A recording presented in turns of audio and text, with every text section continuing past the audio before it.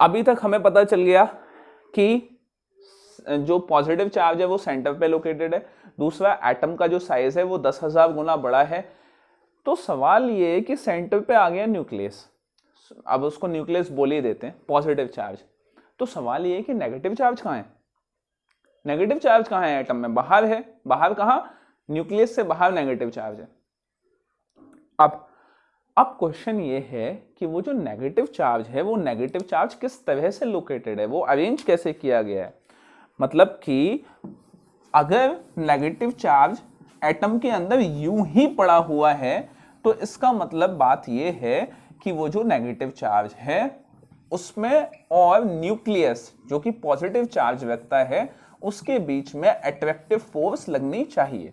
अब अगर दोनों के बीच में अट्रैक्टिव फोर्स लगती है तो होना यह चाहिए कि वो दोनों आपस में अट्रैक्टिव फोर्स की वजह से चिपक जाने चाहिए, मतलब कि न्यूक्लियस इलेक्ट्रॉन्स को अट्रैक्ट कर ले। अब अगर न्यूक्लियस इलेक्ट्रॉन्स को अट्रैक्ट कर लेता है तो उस कंडीशन में सारे के सारे इलेक्ट्रॉन्स न्यूक्लियस के आसपास आके जमा हो जाएंगे।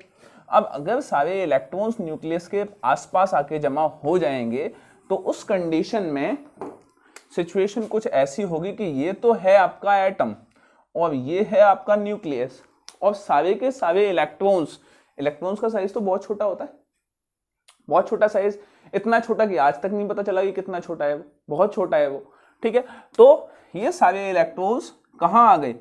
यहां पे ये सारे इलेक्ट्रॉन्स यहां आ गए न्यूक्लियस के फोर्स ऑफ अट्रैक्शन की वजह से। तो सवाल ये है कि फिर एटम का साइज इतना बड़ा कैसे हो सकता है? एटम ऐसा थोड़ा ना है कि बीच में कोई एयर होगी तो इसका स्पेस इतना बड़ा होगा। ये तो इलेक्ट्रॉन के साइज की वजह से इसका साइज इतना है, मतलब इलेक्ट्रॉन यहां पे कहीं होंगे, यहां होंगे, यहां होंगे, यहां होंगे, इस वजह से इसका साइज इतना बड़ा है, अदरवाइज ये इतना बड़ा होता ही नहीं। ये सारा का सारा एटम जो है वो श्रिंक हो गया होता और इसका साइज कितना होता? इतना। मैं वापस से बताता हूं, समझना है इस चीज को। देखिए, रदरफोर्ड का दिमाग इस बात पे चला कि न्यूक्लियस का साइज 10⁻⁻15 मीटर और एटम का साइज उससे 10,000 गुना बड़ा। ठीक है, तो सवाल ये है कि इस क्षेत्र में क्या है? तो आंसर है कि इलेक्ट्रॉन्स है। अब इलेक्ट्रॉन्स यहां पे होंगे तो इलेक्ट्रॉन्स और न्यूक्लियस के बीच में फोर्स लगेगा। कौन सा? Attractive force. जब अट्रैक्टिव फोर्स लगेगा तो सारे के सारे इलेक्ट्रॉन्स वहां जाके चिपक जाएंगे, सारे के सारे इलेक्ट्रॉन्स वहां जाके चिपक जाएंगे। तो इस एटम का साइज तो इलेक्ट्रॉन्स की लोकेशन की वजह से है। जब इलेक्ट्रॉन्स ही यहां पहुंच गए तो एटम कितना हो जाएगा? श्रिंक हो जाएगा। तो सवाल ये है कि ये इतना बड़ा क्यों है? फिर ये तो इतना छोटा सा ही होना चाहिए एटम, न्यूक्लियस से थोड़ा सा बड़ा होता, इतना बड़ा क्यों है? यहां पे रदरफोर्ड ने एक बढ़िया कैलकुलेशन की और वो कैलकुलेशन उन्होंने सोची किसके बेसिस पे? प्लैनेट्स के मोशन के बेसिस पे। उन्होंने कहा कि जिस तरह से सन के अराउंड प्लैनेट्स रिवॉल्व करते हैं वैसे ही एक न्यूक्लियस के अराउंड इलेक्ट्रॉन्स रिवॉल्व कर रहे होंगे। इलेक्ट्रॉन ऐसे जा रहा है, न्यूक्लियस इस तरह से फोर्स लगा रहा है, तो रिजल्टेंट कहां बनेगा? इस तरह, और ये इस तरह से रिवॉल्व कर रहा है। एक रिवॉल्व करता हुआ इलेक्ट्रॉन न्यूक्लियस से दूर भी रह सकता है और उस पे उसकी तरफ अट्रैक्ट होकर उससे स्टिक भी नहीं हो सकता। तो यहां पे एक और हिस्टोरिकल ऑब्जर्वेशन निकल के आई। क्या थी वो हिस्टोरिकल ऑब्जर्वेशन? कि एटम के अंदर सारे के सारे इलेक्ट्रॉन्स क्या कर रहे हैं? रिवॉल्व कर रहे हैं, रिवॉल्यूशन ऑफ इलेक्ट्रॉन्स। क्या समझ में आ गई बात? क्या क्लियर हो गई? अगर रिवॉल्व नहीं कर रहे होते, अगर स्टेशनरी होते तो सारे के सारे इलेक्ट्रॉन्स यहां जाके स्टिक हो जाते न्यूक्लियस से, और जब ये स्टिक हो जाते तो एटम का साइज फिर इतना बड़ा नहीं हो सकता था। तो देखिए, according to Rutherford, all electrons are revolving inside atom. Atom के अंदर सब रिवॉल्व कर रहे हैं। अब ये रिवॉल्व कर रहे हैं तो इनके पास, इलेक्ट्रॉन के पास कैसी फोर्स होनी चाहिए? Centripetal force. और ये सेंट्रीपिटल फोर्स किस वजह से आई, न्यूक्लियस के अट्रैक्टिव फोर्स की वजह से, नहीं तो ये तो सीधे निकल जाता। ठीक है, तो force between nucleus and electron.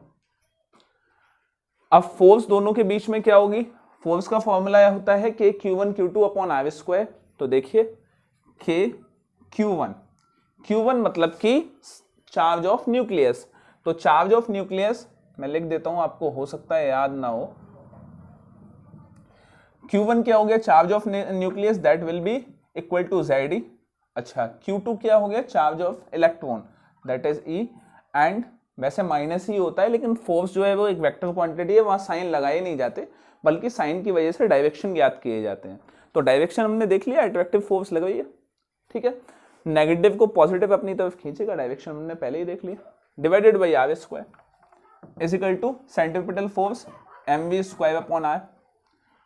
Centripetal force यही होती है, इससे ये कैंसिल हुआ, तो आपके पास क्या आ गया, k ZE square is equal to यहां से v square upon mr, this is v square. ये आ गई उसकी velocity. Now kinetic energy of electron निकालें, electron, so kinetic energy is equal to half mv square, so half m और v square की value क्या हो गई, k ZE square upon mr, m से m cancel, so this is half के ZE square upon r। काम में आएंगी ये वैल्यूज बाद में, मैं यहाँ लिख लेता हूँ दीज वैल्यूज, v स्क्वायर की वैल्यू लिख लेता हूँ, that is K ZE square upon mr, kinetic energy is equal to half के ZE स्क्वायर अपॉन r। अच्छा, नाउ अगर पोटेंशियल एनर्जी निकालें, potential energy of electron, potential energy क्या होती है, दैट इज के Q1 Q2 अपॉन r। अब के Q1 क्या है, चार्ज ऑफ इलेक्ट्रॉन ZE, और Q2 क्या है, चार्ज ऑफ Q1 क्या है, चार्ज ऑफ न्यूक्लियस ZE, और Q2 क्या है, चार्ज ऑफ इलेक्ट्रॉन। अब यहां लगेगा माइनस, क्योंकि पोटेंशियल एनर्जी एक वेक्टर क्वांटिटी नहीं है, तो वहां पे माइनस लगेगा। तो आ गया आपके पास क्या, R, so this is minus के ZE स्क्वायर अपॉन R। ये दूसरी वैल्यू हो गई, ये पहली वैल्यू। अगर आपको टोटल एनर्जी निकालनी है, that is kinetic energy plus potential energy, तो आप दोनों को ऐड कर दीजिए, क्या वैल्यू आ गई, हाफ के ZE square upon R minus के ZE स्क्वायर अपॉन R। दोनों को आपने सॉल्व किया तो आपके पास क्या आ जाएगा, 1/2, कॉमन ले लो 1/2, या सॉल्व डायरेक्ट कर दूं, 1/2 माइनस 1/2 के ZE स्क्वायर अपॉन R। ठीक है, ये वैल्यू आ गई, ये Z है, माइनस 1/2 आएगा ये, सॉरी माइनस 1/2 नहीं, एक मिनट रुक जाइए, थोड़ा सा मैं क्लियर कर देता हूँ इसको सॉल्व किया तो आपने के ZE square upon R common ले लिया, अंदर क्या बचा, 1/2 माइनस 1, ये बच गया। और इसको सॉल्व करेंगे तो देखिए वैल्यू क्या आएगी आपके पास, इसका एलसीएम ले लेंगे तो क्या ये आ जाएगा के ZE स्क्वायर अपॉन R, और यहाँ आ जाएगा 2 1 minus 2, so it will B minus 1/2 के ZE स्क्वायर अपॉन R। ठीक है, तो काइनेटिक एनर्जी ये आ गई, पोटेंशियल एनर्जी आ गई क्या, माइनस के ZE स्क्वायर अपॉन R, और टोटल एनर्जी क्या हो गई, माइनस 1/2 के ZE स्क्वायर अपॉन R। ये वैल्यूज हमारे पास आ गई। ठीक है, तो अब वक्त है कि रदरफोर्ड मॉडल को हम कंक्लूड कर लें कि रदरफोर्ड ने क्या क्या वैल्यूज बताई, मतलब क्या क्या चीजें बताई अपने मॉडल के बारे में, और वो मॉडल कहां तक सक्सेसफुल हुआ। तो देखिए,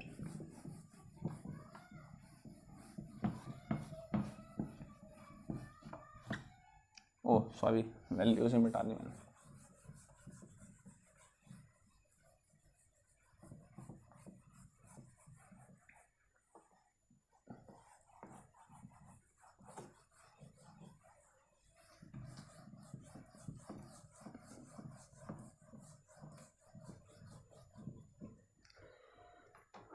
1/2 kZe square upon r, potential energy is equal to minus kZe square upon r and total energy is equal to minus 1/2 kinetic energy.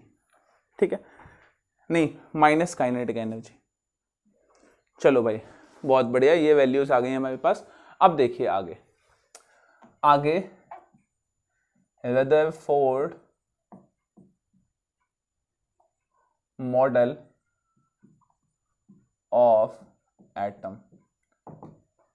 First क्या मॉडल दिया, क्या क्या कंक्लूजन किए, ये मैं पहले भी बता चुका हूं, अब भी बता रहा हूं। देखिए फर्स्ट कंक्लूजन था that entire positive charge located at centre, centre पे लोकेटेड है। सेकेंड पॉइंट, फर्स्ट तो ये बता दिया, पता ही है ये तो। Second, most of the part of the atom is empty, most of the atom is empty, empty है ज्यादातर एटम। चलिए थर्ड पॉइंट, साइज बताए दोनों के, size of atom and size of nucleus, ये दोनों साइज बताए। एटम का साइज था 10⁻⁻10 मीटर और न्यूक्लियस का साइज था 10⁻⁻15 मीटर। चलिए भाई और क्या चीज बताई, एक और चीज बताई कि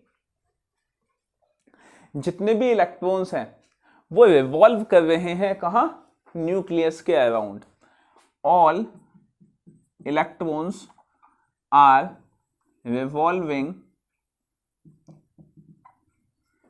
revolving around nucleus at any radius। ये कंक्लूजन थे रदरफोर्ड एटम के। लेकिन हर जगह लेकिन होता है, यहां पे है। लेकिन ये जो वाली लाइन है, लास्ट ऑब्जर्वेशन, लास्ट कंक्लूजन जो है वो रदरफोर्ड मॉडल का ड्रॉबैक बना। बाकी सारा मॉडल सक्सेसफुल था, उनका मॉडल बहुत सक्सेसफुल था बाकी, लेकिन ये जो लास्ट वाली लाइन है वो उनके लिए एक ड्रॉबैक बन गई। वो ड्रॉबैक कैसे बन गई वो समझेंगे जरा। देखिए एटम से हट जाए, इलेक्ट्रॉन से हट जाए, एक चीज देखें। 11th क्लास में आपको मैंने क्या, आपने खुद पढ़ा होगा एक चीज, that anything which is revolving around या एनीथिंग विच इज सर्कुलेटिंग, कोई भी चीज अगर सर्कुलर मोशन कर रही है तो वो बॉडी अगर कांस्टेंट स्पीड पे भी चले तो भी उसके पास एक्सेलरेशन होता है। वो एक्सेलरेशन क्यों होता है, क्योंकि उसकी वेलोसिटी हर वक्त वेलोसिटी का जो डायरेक्शन है वो हर वक्त बदलता रहता है। अगर वेलोसिटी का डायरेक्शन बदल रहा है तो इसका मतलब वेलोसिटी चेंज हो रही है। अगर वेलोसिटी चेंज हो रही है इसका मतलब ये है कि उसके पास एक्सेलरेशन है। ठीक है, बहुत बढ़िया बात है कि इलेक्ट्रॉन के पास, आप किसी भी बॉडी, अब इलेक्ट्रॉन की बात अभी नहीं करेंगे, आधा मिनट बात करेंगे, मतलब any body which is revolving या any body which is circulating, कोई भी बॉडी सर्कुलर मोशन कर रही है, it will be having acceleration, उसके पास कुछ एक्सेलरेशन होगा। अब उसके पास अगर कुछ एक्सेलरेशन होगा तो आपने इलेक्ट्रोमैग्नेटिक वेव्स चैप्टर में पढ़ा है कि जब इलेक्ट्रॉन एक्सेलरेट करता है, ऑसिलेट करता है ना, इलेक्ट्रॉन ऑसिलेशन करता है, तो ऑसिलेशन करते हुए इलेक्ट्रॉन के पास एक्सेलरेशन होता है। तो जब इलेक्ट्रॉन्स एक्सेलरेट करते हैं तो उस वक्त इलेक्ट्रॉन इलेक्ट्रोमैग्नेटिक वेव्स एमिट करते हैं। चीज पढ़ी है या नहीं पढ़ी? जब ये बुक स्टार्ट होती है, कौन सी फर्स्ट बुक, तो चार्ज रेस्ट पे रहता है। जब चार्ज रेस्ट पे रहता है तो वो इलेक्ट्रिक फील्ड बनाता है। जब चार्ज मोशन करता है यूनिफॉर्म वेलोसिटी से तो वो इलेक्ट्रिक फील्ड और मैग्नेटिक फील्ड दोनों बनाता है। लेकिन जब चार्ज के पास एक्सेलरेशन आता है तो वो इलेक्ट्रोमैग्नेटिक वेव्स एमिट करना शुरू कर देता है।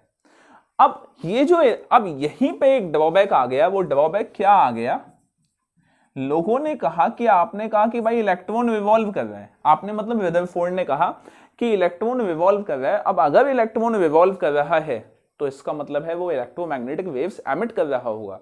अगर इलेक्ट्रॉन इलेक्ट्रोमैग्नेटिक वेव्स एमिट कर रहा है तो इसका मतलब ये है कि अगर इलेक्ट्रॉन कुछ एनर्जी अगर एमिट कर रहा है बाहर तो उसकी खुद की एनर्जी तो कम हो जाएगी ना, और अगर उसकी खुद की एनर्जी कम हो जाएगी तो उस कंडीशन में वो जो इलेक्ट्रॉन है जो इस तरह से न्यूक्लियस के अराउंड रिवॉल्व कर रहा है, अगर उसकी एनर्जी कम हो गई तो ये इलेक्ट्रॉन धीरे धीरे इसका रेडियस भी कम हो जाएगा और ये इलेक्ट्रॉन इस न्यूक्लियस में आके कोलैप्स हो जाएगा इस तरह से।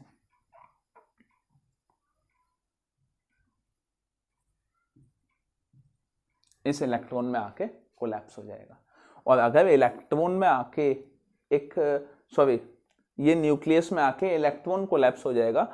अगर न्यूक्लियस में इलेक्ट्रॉन कोलैप्स हो जाएगा तो उस कंडीशन में जो पहले एटम इस साइज का हुआ करता था, इस साइज का हुआ करता था, अब ये एटम इस साइज का हो जाएगा कुछ टाइम के बाद। लेकिन ऐसा होता क्या है, होता है क्या? ये मार्कर भी तो इलेक्ट्रॉन से, एटम से ही बना हुआ है। अगर इसमें ऐसा होता जैसा इसमें है तो इसका साइज जो इतना बड़ा है अब ये श्रिंक हो गया होता ना। ये बड़े कमाल की चीज है। अगर आपको नहीं समझ में आई तो वापस से देखिए कहने का मतलब ये है कि अगर इलेक्ट्रॉन रिवॉल्व कर रहा है तो उस रिवॉल्विंग इलेक्ट्रॉन से इलेक्ट्रोमैग्नेटिक वेव्स निकलेंगी क्योंकि इलेक्ट्रॉन के पास एक्सेलरेशन है। अब अगर इलेक्ट्रोमैग्नेटिक वेव्स निकलेंगी तो उस कंडीशन में होगा क्या कि उन इलेक्ट्रोमैग्नेटिक वेव्स को एमिट करने की वजह से, इलेक्ट्रोमैग्नेटिक वेव्स का मतलब है एनर्जी एमिट कर रहा है बाहर। अब अगर एनर्जी इलेक्ट्रॉन बाहर एमिट कर रहा है तो उसकी खुद की एनर्जी तो कम हो गई, और धीरे धीरे जो एनर्जी कम होती जाएगी तो उसका रेडियस भी कम होता जाएगा, रिवॉल्विंग रेडियस कम होता जाएगा, और एक दिन ऐसा आएगा कि वो न्यूक्लियस में जाके कोलैप्स हो जाएगा। न्यूक्लियस में जाके जब कोलैप्स हो जाएगा तो एटम का साइज भी श्रिंक हो जाएगा। लेकिन ऐसा होता नहीं है, एक्चुअली में तो ऐसा नहीं होता। एटम जो जितना बड़ा, ये टेबल जिस साइज की है उसी साइज की है हमेशा से, ये बुक जिस साइज की है उस साइज की है हमेशा, श्रिंक तो होती नहीं है। तो कैसे फिर हम इसको कैलकुलेट करेंगे, कैसे कंक्लूड करेंगे?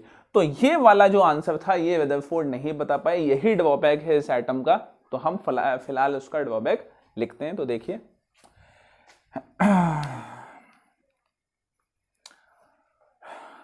when